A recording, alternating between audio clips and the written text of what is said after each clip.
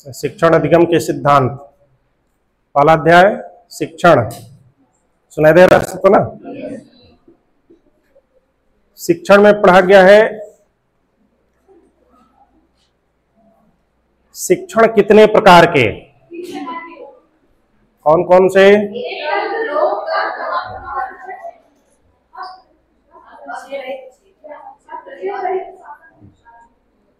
सबसे जो शिक्षण है उसको समझना है। शिक्षण का आशय क्या होता है? तो सामान्य अर्थ में शिक्षण का आशय है पढ़ाने से। ठीक है? पढ़ाने से किसको? छात्रों को पढ़ाने से।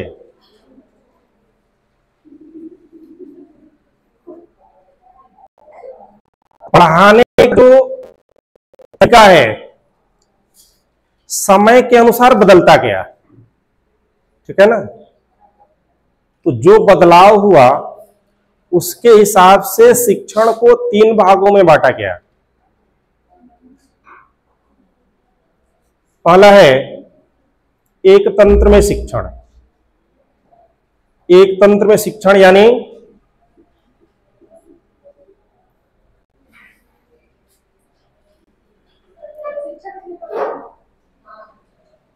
जिस तंत्र में या कह लीजिए जिस सिस्टम में केवल एक ही मुख्य हो, और वह जो मुख्य होगा वह कौन होगा? शिक्षक होगा। इसलिए इसको एक तंत्र में शिक्षण कहा गया। ठीक है? इसको जानने से पहले हम लोग थोड़ा सा शिक्षा का इतिहास जानेंगे। शिक्षा के इतिहास में यह मालूम चलेगा कि नहीं एक तंत्र में शिक्षण कैसे होता था। तो जब शिक्षा के इतिहास की बात होती है तो थोड़ा सा इतिहास की भी बातें होनी जरूरी है। ठीक है? तो इतिहास में जब हम लोग पढ़ते हैं विषय के अनुसार तो इतिहास का वर्गीकरण किया गया। इतिहास के वर्गीकरण में इतिहास को 3 भागों में बांटा गया। इतिहास का जो वर्गीकृत हुआ वह कौन से कितने भाग में? 3 भाग में। उन 3 भागों का नामकरण हुआ है समय के अनुसार। ठीक है? तो सबसे पहले जो इसमें पहला भाग आता है वो आता है प्रागैतिहासिक काल। ठीक है? तो प्रागैतिहासिक का मतलब कि जिस काल का इतिहास केवल साक्ष्यों पर आधारित है, उसका कोई लिखित साक्ष्य नहीं मिला। इस काल के अंतर्गत हम लोग पाषाण काल पढ़ते हैं। पूरा विषय नहीं पढ़ना है, बताइए, केवल नामकरण कर लेना है। ठीक है ना? पाषाण काल। दूसरा है आद्य ऐतिहासिक काल। इसको कैसे जानेंगे कि यह कैसा है? तो जिस काल का इतिहास वस्तुगत साक्ष्य पर आधारित और लिखित भी हो, लेकिन उस लिखित इतिहास को अब तक नहीं पढ़ा जा सका। जैसे सिंधु घाटी सभ्यता। पूरे सिंधु घाटी सभ्यता को हम लोग जब पढ़ते हैं तो उसका वस्तुगत साक्ष्य ही मिला है और लिखित साक्ष्य मिला, लेकिन वह लिखित साक्ष्य अब तक पढ़ने में कामयाबी नहीं मिला है। उस लिपि को प्रतीकात्मक रूप से समझने का प्रयास किया जाता है। भाव चित्रात्मक लिपि भी कहा गया है कहीं कहीं। ठीक है ना? तो यहां से भी हमको कुछ लेना देना नहीं है। अब जो तीसरा है ऐतिहासिक काल। ऐतिहासिक काल ही मुख्य है, क्योंकि इस काल से इतिहास लिखित रूप से मिलना प्रारंभ हुआ और इस लिखित रूप को हम लोग पढ़ने में भी कामयाब हुए। ठीक है? तो इस ऐतिहासिक काल को जब इतिहास में पढ़ा गया तो इसके अंतर्गत किसको पढ़ा गया? वैदिक काल को। तो वैदिक कालीन जो इतिहास है इसी से शिक्षा का इतिहास भी मिलना प्रारंभ हुआ। तो यहीं से हम लोग की शिक्षा की शुरुआत होती है। औपचारिक रूप से या कह लीजिए कि ऐतिहासिक रूप से जो साक्ष्य मिलता है यहीं से मिलता है। ठीक है, तो वैदिक कालीन शिक्षा गुरुकुल प्रणाली पर आधारित है। ठीक है, गुरुकुल प्रणाली का मतलब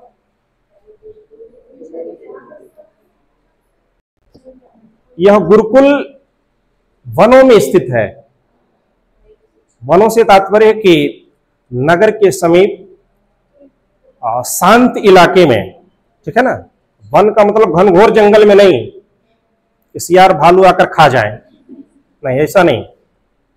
नगर के समीप, चूंकि उस गुरुकुल का व्यवस्था जब नगर के समीप रहेगा तभी संचालित हो पाएगा। ठीक है ना, केवल कंदमूल फल पानी पी करके जीवित नहीं रख सकते, भोजन के लिए हमको शहर के ऊपर आश्रित रहना पड़ेगा, नगर के ऊपर। ठीक है ना, तो नगर से आना जाना बना रहा, इसलिए नगर के समीप वनों में गुरुकुल स्थापित हुए। और गुरुकुल स्थापित हुए तो उस गुरुकुल को स्थापित करने का कार्य जो कर रहा है वह एक व्यक्ति है। ठीक है ना, एक व्यक्ति जो उस गुरुकुल का मुखिया है, वही जो चाहता है वही गुरुकुल में होता है, यानी वही सब कुछ वहां का करता धरता है। ठीक है ना, तो गुरुकुल में जब एक व्यक्ति मुख्य है तो इसी व्यवस्था को एक तंत्रीय व्यवस्था कहा गया। इसी को हम लोग शिक्षण में एक तंत्र में शिक्षण पढ़ते हैं कि एक तंत्र में शिक्षण से तात्पर्य क्या है कि केवल एक व्यक्ति मुख्य होगा, से सभी गौण होंगे, यानी शिक्षक सक्रिय है और छात्र निष्क्रिय है एक प्रकार से। ठीक है ना, एक तंत्र शिक्षण प्रणाली में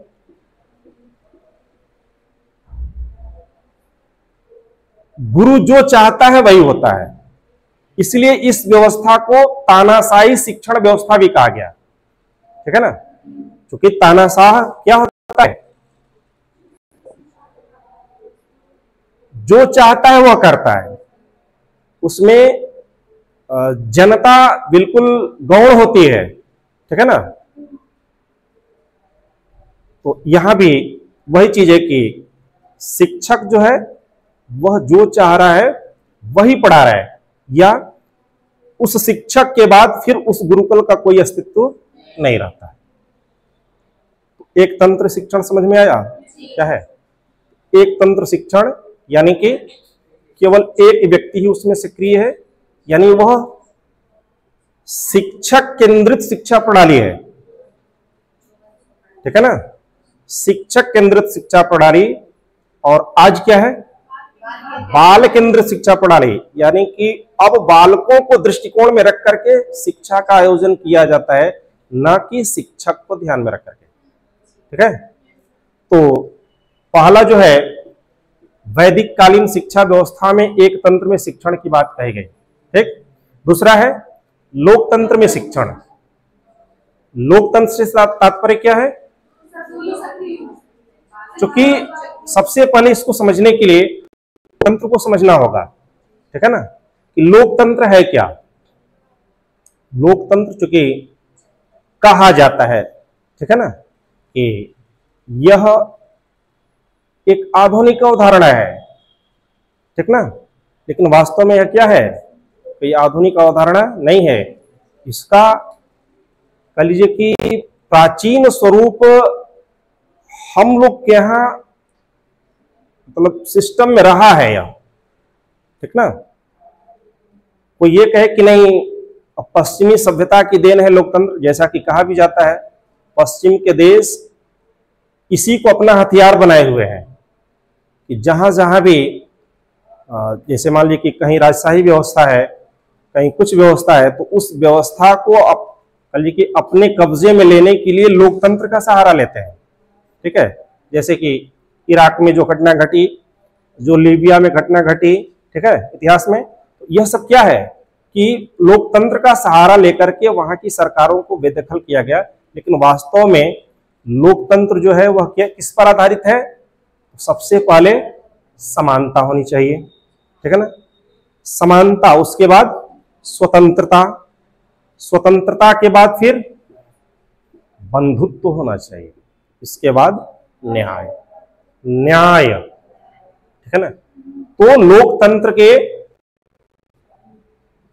4 भाग बतलाए गए। पहला क्या? स्वतंत्रता। स्वतंत्रता से क्या तात्पर्य है? अगर लोकतंत्र में हम लोग हैं तो सभी व्यक्ति स्वतंत्र हैं। ठीक है, जैसे कि मानवाधिकार के अंतर्गत पढ़ा जाता है ना कि जन्म से सभी मनुष्य बराबर हैं। ठीक है ना, जन्म से ही, न कि परिवार से, न ही कुल खानदान से, न ही जाति से, न ही धर्म से, न ही भाषा से। कौन लोग हैं? ठीक है, तो सबसे बड़ी चीज क्या है? स्वतंत्रता। उसके बाद है समानता। समानता से क्या तात्पर्य है? सभी व्यक्ति बराबर होंगे। सभी व्यक्ति बराबर का एक नमूना यह है कि हम लोग के यहां लोकतंत्र में सभी व्यक्तियों को वोट देने का अधिकार प्राप्त है। ठीक है, समानता का सबसे बड़ा उदाहरण है मताधिकार, जो सबको एक समान रूप में मिला है, चाहे वह व्यक्ति गरीब से गरीब क्यों ना हो। ठीक है, चाहे वह व्यक्ति सबसे बड़ा देश का अमीर व्यक्ति क्यों ना हो, चाहे वह व्यक्ति समाज में कोई भी प्रतिष्ठा रखता हो।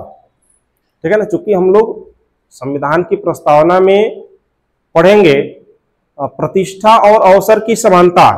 ठीक है, तो प्रतिष्ठा में जब बात होगी तो सबकी प्रतिष्ठा बराबर है। उसमें न तो धर्म की बात होगी, न तो जाति की बात होगी, न तो आर्थिक रूप की बात होगी कि आर्थिक रूप से कोई कितना मजबूत है या कोई कितना कमजोर है, या कोई भेदभाव की बात होगी। ठीक है ना, तो इस लिहाज से सभी व्यक्ति क्या हैं? बराबर हैं, समान हैं। और अगला है बंधुत्व। अगर ये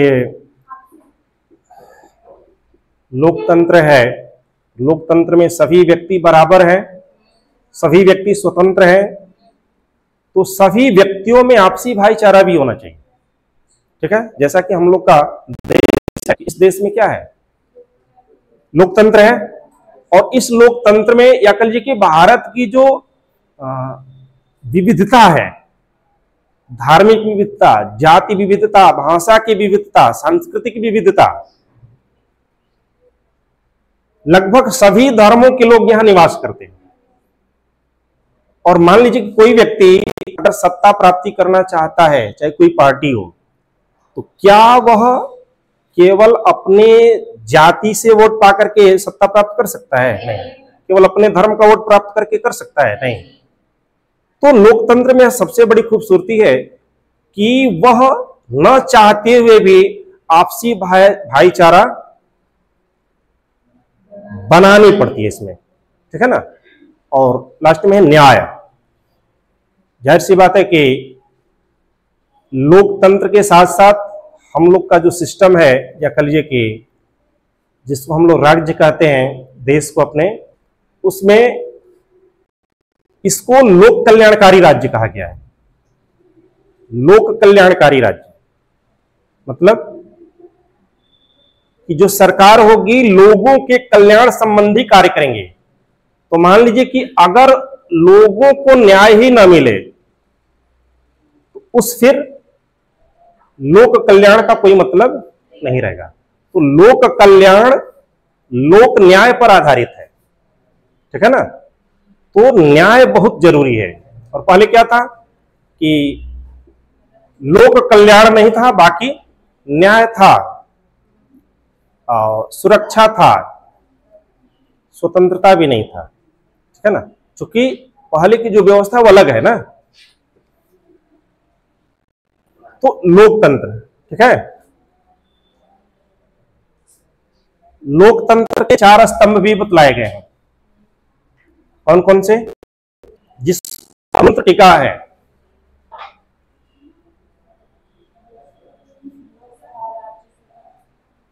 सबसे पहले है विधायिका। ठीक है ना, कार्यपालिका, न्यायपालिका और मीडिया। तो सबसे पहला है विधायिका। विधायिका से क्या तात्पर्य? जहां पर कानून का निर्माण हो, जहां विधि का निर्माण हो, वह विधायिका है। यानी हम लोग के यहां विधायिका संसद है।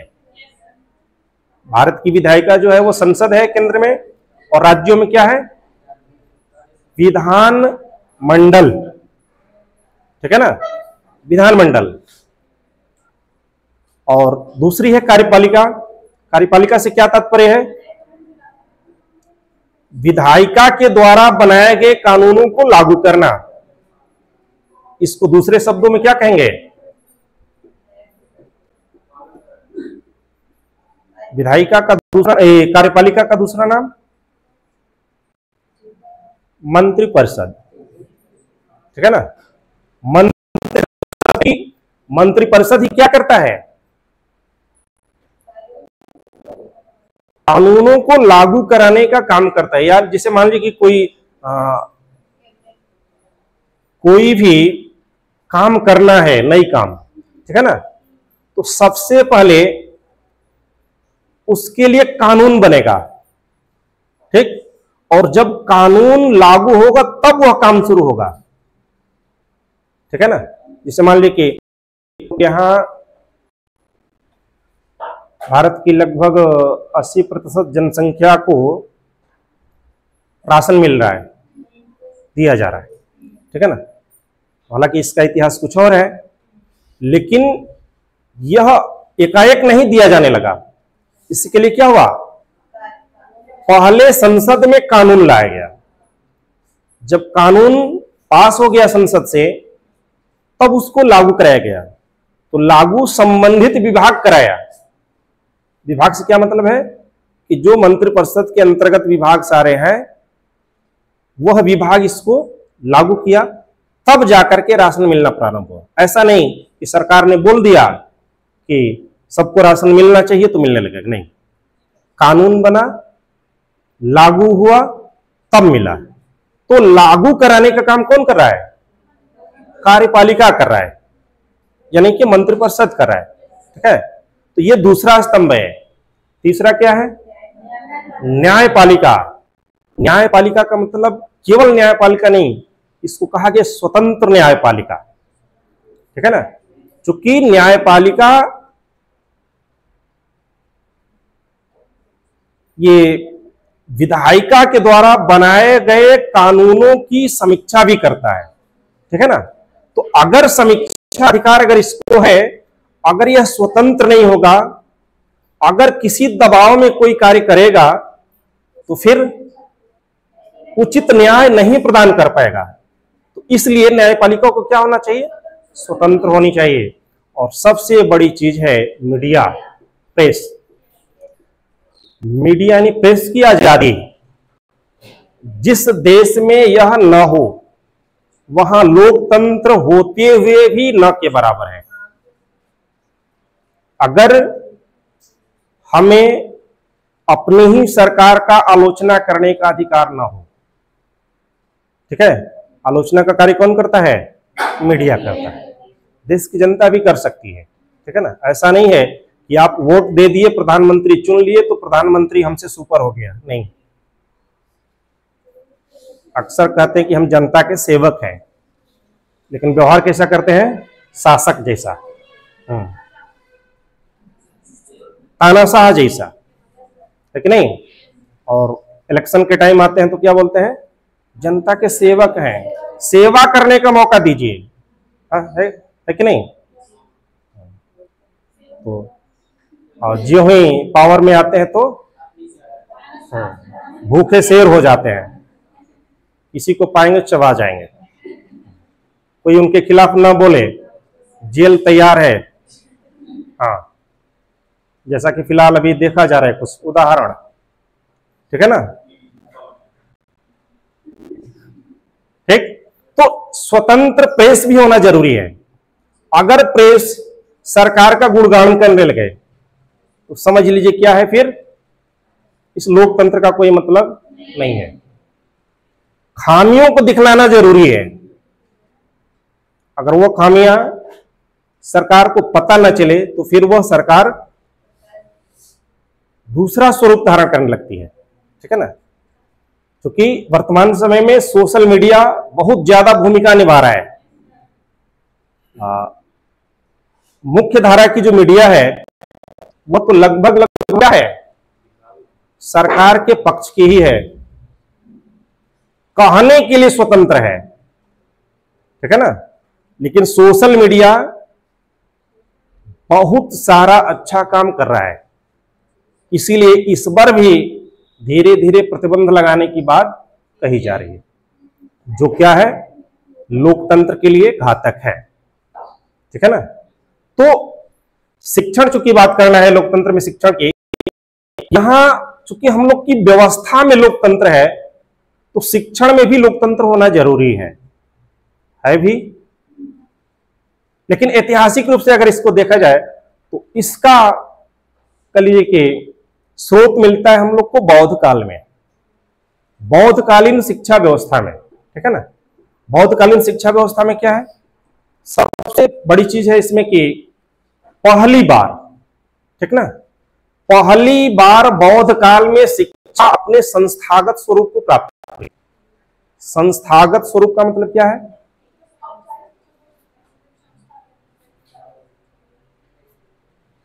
किसी संस्था के अंतर्गत। संस्था क्या होता है, अगर हम आज कहें कि राजकिशोर सिंह महाविद्यालय एक संस्था है तो किस लिहाज से है, क्योंकि इसका अपना एक स्थान है, ठीक है ना, अपना इसका एक बिल्डिंग है, ठीक, इसमें बहुत सारे लोग हैं, शिक्षण से संबंधित भी हैं और शिक्षणेत्तर भी हैं, ठीक है ना।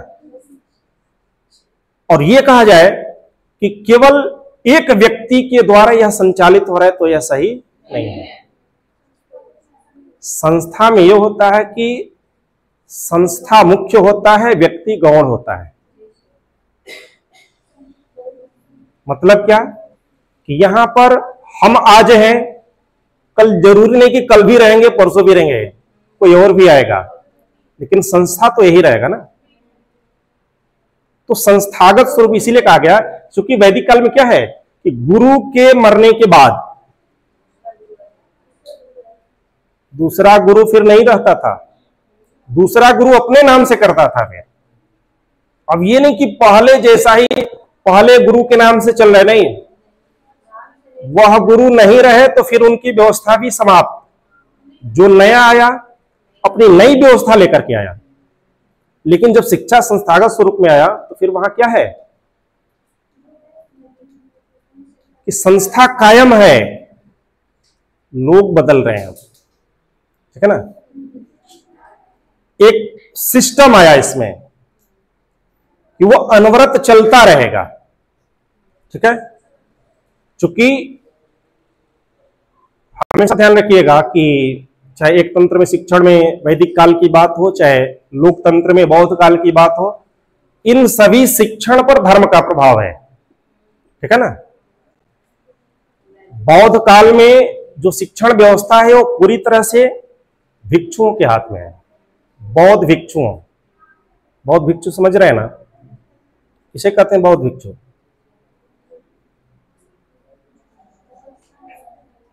भिक्षु से क्या है, भिक्षा मांगना। और कोई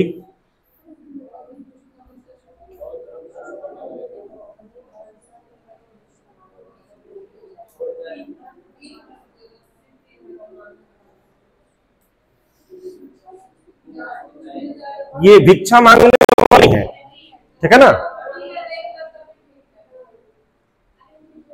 वो तो देखिए शिक्षा का एक मतलब चरण है। जैसे मान लीजिए कि वैदिक काल में जो शिक्षा का स्वरूप है उसमें भिक्षा मांगना शिक्षा के अंग समझा गया। और वह कह लीजिए कि पेशा बनाने के लिए नहीं है कि आपको भिखारी बनाया गया है। वो किस लिए था, व्यक्ति के अंदर जो अहंकार है उसको दूर करने के लिए, विनम्रता लाने के लिए। क्योंकि वैदिक काल में देख रहे हैं कि एक साधारण परिवार का बालक भी और राजघराने का बालक भी एक साथ शिक्षा प्राप्त कर रहा है, तो जाहिर सी बात है कि जो राजघराने वाला बालक है उसके अंदर अहम का भाव होगा ही ना, कि हम राजा के लड़के, हम सेनापति के लड़के, हम सामंत के लड़के हैं, तो जाहिर सी बात है कि उसके अंदर अहम का भाव होगा। तो यही अहंकार को दूर करने के लिए शिक्षा व्यवस्था में भिक्षाटन रखा गया कि आप जाएंगे भिक्षाटन करेंगे तो आपकी औकात समझ में आ जाएगी, ठीक है ना, कि आप क्या हैं। तो आप क्या हैं इसका पता करने के लिए भिक्षाटन। तो बौद्ध काल में भी यह बात है, तो वैदिक काल में ही नहीं है, बौद्ध काल में, लेकिन थोड़ा सा स्वरूप चेंज हो गया है, ठीक है ना। तो बौद्ध काल चूंकि कहा जाता है कि वैदिक धर्म के प्रतिक्रिया स्वरूप आया, कुछ लोग कहते हैं ऐसा, ठीक है ना, लेकिन वास्तव में ऐसा नहीं है। क्यों नहीं है? प्रतिक्रिया का मतलब क्या होता है? अगर साधारण तरीके से समझा जाए इसको, तो कोई विशेष नहीं, तो प्रतिक्रिया को हम लोग किस रूप में लेते हैं?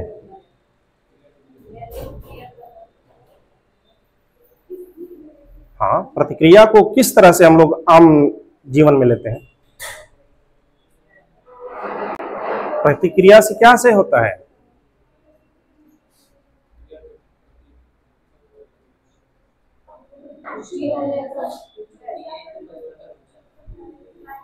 प्रतिक्रिया से तात्पर्य होता है विरोध का, एक प्रकार से, ठीक है ना, विरोध।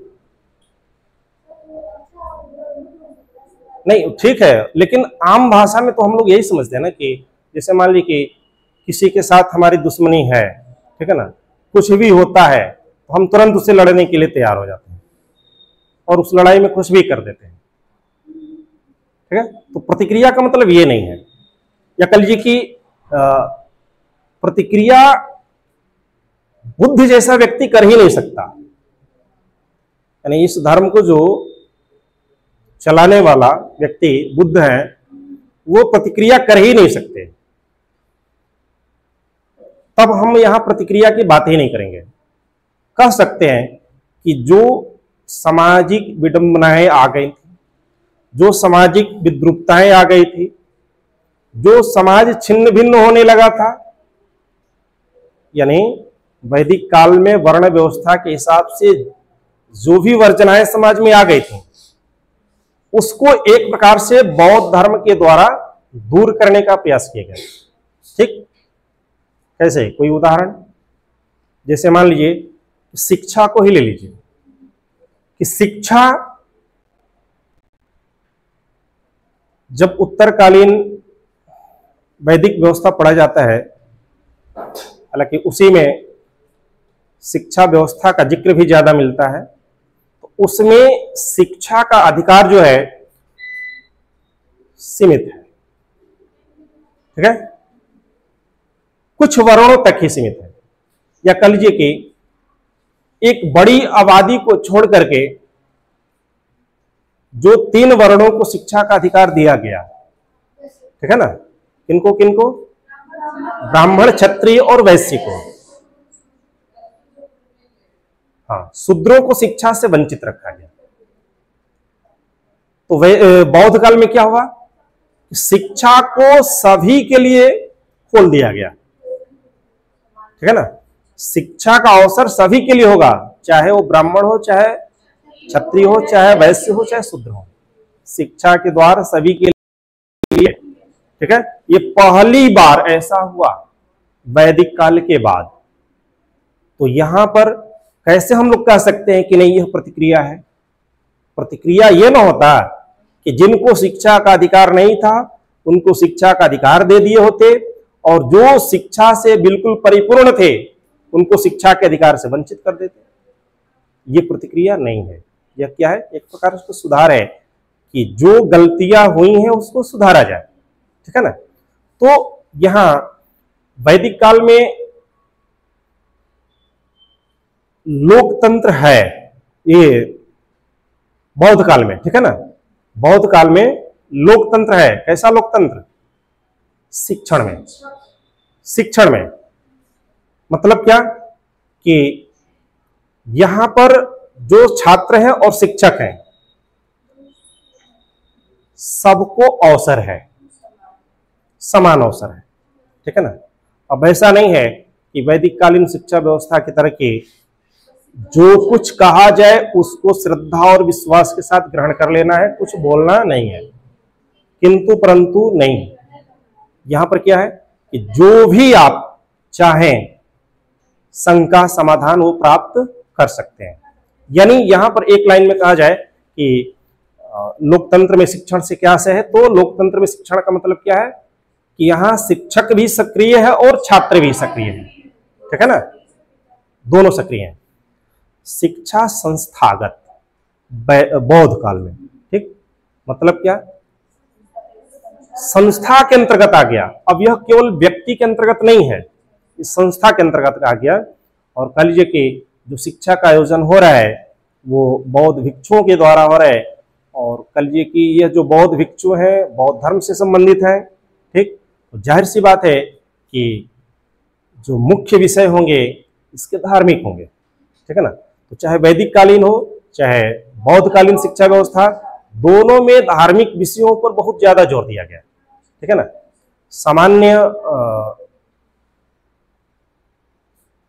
सामान्य शिक्षा पर, या कह लीजिए कि गैर धार्मिक, इसको ज्यादा महत्व नहीं दिया गया, ठीक है। लेकिन एक अंतर है, वैदिक काल में जैसा कि शिक्षा में धार्मिक विषयों को ज्यादा महत्व दिया गया, लेकिन यहां पर व्यवहारिक शिक्षा को ज्यादा महत्व दिया गया है बौद्ध काल में।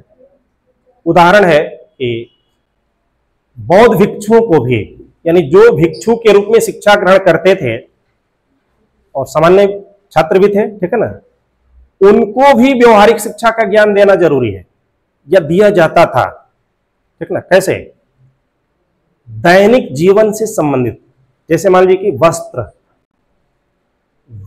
बुनना, सिलना, ठीक है, इन सब का व्यवहारिक ज्ञान भिक्षुओं को दिया जाता ताकि अपने वस्त्रों स्वयं बना सके, किसी दूसरे पर आश्रित न रहे। दूसरा चीज कि जो बौद्ध मठों का निर्माण हो रहा है, जहां पर शिक्षा दिया जा रहा है, जो संस्था बनी है वो कौन सी जगह है, बौद्ध मठ है, उनका निर्माण भी कौन कर रहा है, बौद्ध भिक्षु ही कर रहे हैं, ठीक ना। तो सभी कार्य जो व्यवहारिक कार्य है वह क्या है, भिक्षुओं को भी दिया जा रहा है ताकि वह किसी दूसरे पर आश्रित न है। तो यह अंतर है मोटा मोटी। लोकतंत्र में शिक्षण से आशय यही है कि यहाँ पर शिक्षक और छात्र दोनों सक्रिय हैं, सबकी शंका का समाधान होगा। अब ऐसा नहीं है कि नहीं जो बोल दिया गया शिक्षक के द्वारा वही सही है, नहीं। अगर लगे कि नहीं यह गलत है तो छात्र क्या कर सकते हैं, किंतु परंतु कर सकते हैं, ठीक है ना, अपनी समस्या का समाधान पा सकते हैं। और तीसरा है हस्तक्षेप रहित शिक्षण। हस्तक्षेप रहित से क्या तात्पर्य है कि अनावश्यक हस्तक्षेप नहीं करना है, हस्तक्षेप करना है, ठीक है ना, लेकिन अनावश्यक हस्तक्षेप नहीं करना है। यहां पर शिक्षक और छात्र का जो व्यवहार है वो मित्रवत होना चाहिए। मित्रवत से क्या तात्पर्य है कि जैसे हम एक मित्र के साथ, ठीक है ना, अपनी सभी भावनाओं को व्यक्त कर लेते हैं, यानी जो क्या है मर्यादा से संबंधित है और कह लीजिए कि विधि सम्मत हो, ऐसा, ठीक है ना। अब ऐसा नहीं कि मित्र है तो कुछ भी बोल देंगे, नहीं। अपने शिक्षण से संबंधित कोई भी बात जो बाधा बनती हो रिश्तों में, उसको समाप्त करना है, उसमें अहस्तक्षेप करना है, ठीक है ना। यानी कि शिक्षक के साथ, शिक्षक का जो छात्रों के साथ व्यवहार है वो कैसा होना चाहिए, मित्रवत होना चाहिए, ताकि शिक्षण में कोई भी किंतु परंतु जब आवे तो उसका समाधान तुरंत हो सके, संकोचवश कोई चीज छूटने न पाए, ठीक है ना। इसी को कहा गया हस्तक्षेप रहित शिक्षण। आ गया समझ में सबको। इस शिक्षण का जो अवधारणा है बिल्कुल आधुनिक है, या कह लीजिए कि मनोविज्ञान आधारित है। ठीक है, मनोविज्ञान आधारित से क्या तात्पर्य है? चूंकि वर्तमान में जो मनोविज्ञान है वह कैसा है? व्यवहार का विज्ञान है। तो व्यवहार का विज्ञान जब है, तो जब तक हम एक दूसरे के व्यवहार को नहीं जानेंगे तब तक हम उसको कैसे पढ़ा पाएंगे। इसलिए इसका दूसरा नामकरण किया गया क्या? यह जो शिक्षा है बाल केंद्रित है। ठीक है ना।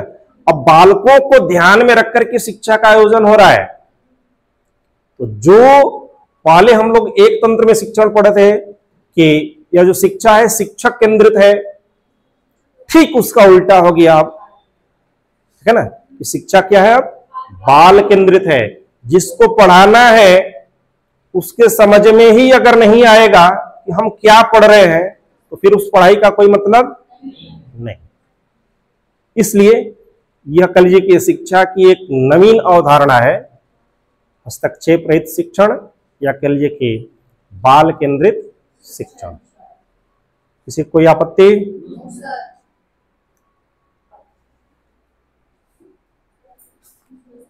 बंद कर इसको। इधर गया, अरे घूम ही नहीं रहा।